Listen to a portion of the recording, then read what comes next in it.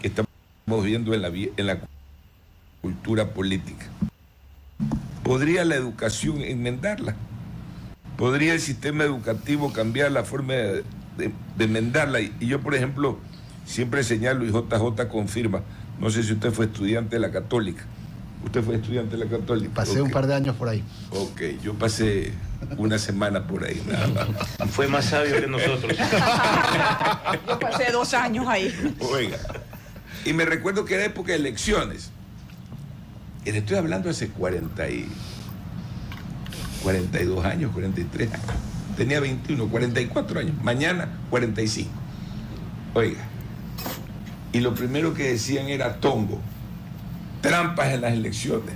Tumbaban las urnas. No sé si las quemaban. Las quemaban. Las quemaban también, ¿no? ¿Las quemábamos o las quemaban? Las quemaban. Podremos cambiar ese marco, que lo estamos viendo ahorita entre la pelea del señor Topic y el señor Novoa. No quiero que seas candidato, te voy a bloquear en todas partes. No quiero tal cosa, te bloqueo. Y el otro haciendo lo mismo, me da hasta risa, se carga con la gente de Radio Centro, pero el papá pauta todos los días en Radio Centro. Termina la propaganda, o sea, todo un tongo en todas partes. ¿Es posible cambiar, Manuel, esos códigos a través de la educación? A ver, yo creo que la educación es una pieza más en cualquier engranaje para el cambio social.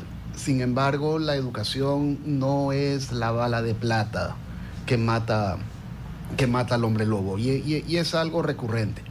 Porque generalmente, si bien es cierto, los docentes, los sistemas educativos tienen un par de superpoderes, porque sí los tienen este poder de inspirar, tienen el poder de transformar, pero también están sujetos en un marco más amplio que es la sociedad.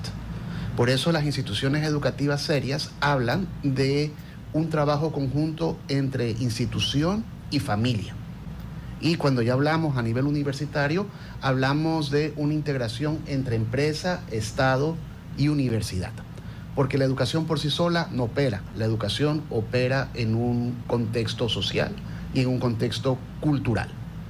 Ahora bien, si encontramos suficientes personas que estén dispuestos a levantar la voz y a incomodar un poquito a la sociedad, desde esa manera la educación sí es un agente de cambio, pero no es probablemente el que va a cambiarlo todo. Se puede hacer desde la educación, pero la educación está inmersa en todo un tejido social, tiene factores económicos, tiene factores sociales, tiene factores tecnológicos que cruzan a través de ella. Entonces, tal vez es darle una responsabilidad demasiado grande a un sector de personas que tienen unas buenas intenciones. ¿Y cuánto influyen los arquetipos que consumimos? Por ejemplo, los alimentarios, ¿no? A veces me da risa. Y estas cosas que parecen aisladas van formando la memoria colectiva de una sociedad. Y usted ve que usted va a un país europeo y en verano no encuentra una sopa caliente. No la encuentra. Es imposible. Gazpacho, ahí el gazpacho, una sopa fría. Igual. Pero aquí, en pleno trópico, un caldo de salchicha caliente. Así la gente todo el tiempo dice: qué pena que te cambiaste, ya no estás abajo de Yulán. Cuando vamos a la radio, nos falta el yulanazo, dice la gente.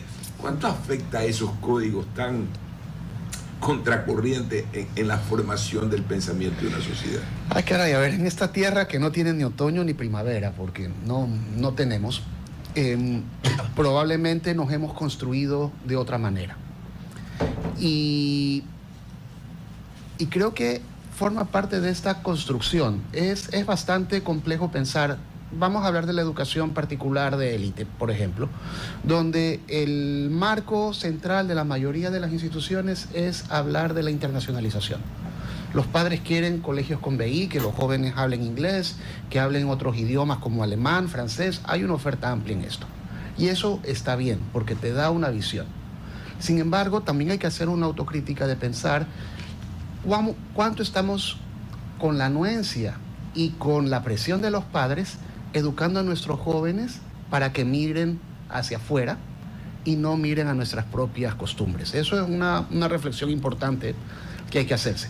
La segunda, que también es muy interesante, es que los que hemos tenido privilegio de estudiar en otros lados, en países desarrollados, a veces tú te encuentras y cuando vuelves del país desarrollado vienes con una cabeza cambiada. Pero esa cabeza cambiada te das cuenta que muchas de las fórmulas que funcionan en Finlandia, hablando de educación, que funcionan en otros países, no son aplicables en nuestro entorno porque los entornos son distintos. Entonces, ¿qué nos toca? Nos toca pensar en el aquí, ahora, con los recursos que nosotros tenemos.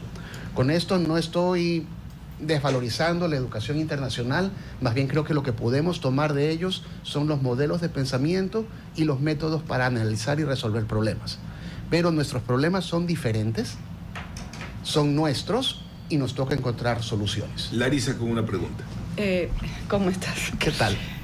Sí, cuando hablas tú de costumbre, o sea, la costumbre, generalmente lo que sucede con nuestros inmigrantes, con las personas que viven afuera, pero siempre hay esa atadura con la gastronomía, ¿no? Porque es lo único que en sí lo ven, ¿no? En sí, si tú lo ves, todo es alrededor de la gastronomía y no de la cultura.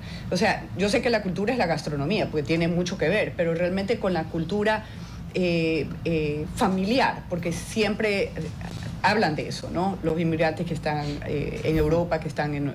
¿Cómo tú ves esa parte cultural y la falta de identidad también que estamos perdiendo en el Ecuador en sí? Porque realmente estamos perdiéndola con esta globalización. A ver, esto es interesante. Vamos a una definición de cultura. Sí. La definición de cultura con la que yo trabajaría es: una cultura es un conjunto de creencias, es decir, lo que la gente siente que es bueno, santo, debe ser premiado, debe ser castigado, que ha sido generado a través de mucho tiempo a raíz de la prueba y error. Es decir, las prácticas culturales que nosotros tenemos el día de hoy son tales porque en algún momento a nosotros, a nuestros mayores, les sirvieron para algo. Y esa es la clave. Les sirvieron para algo. ¿A quién les sirvieron y para qué les sirvieron? Recordemos que nosotros tenemos una sociedad que está altamente estratificada.